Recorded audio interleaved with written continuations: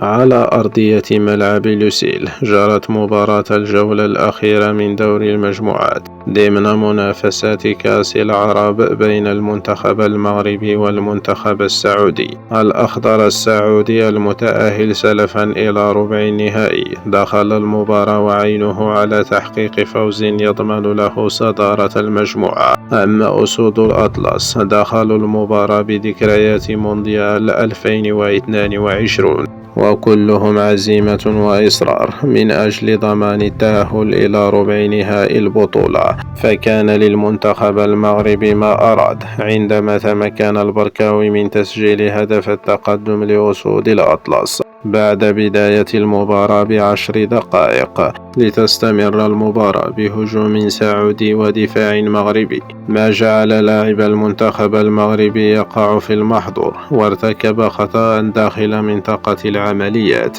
ما دفع حكم المباراة إلى الإعلان عن ركلة جزاء للمنتخب السعودي في الدقيقة 69 من عمر المباراة. لكن عبد الله الحمدان سددها فوق مرمى المهدي بن عبيد، ورغم الهجوم الكاسح للمنتخب السعودي لم يستطيعوا الوصول إلى مرمى أسود الأطلس، لتنتهي المباراة بفوز المنتخب المغربي وتأهله على رأس المجموعة، فيما تأهل المنتخب السعودي في المركز الثاني للمجموعة.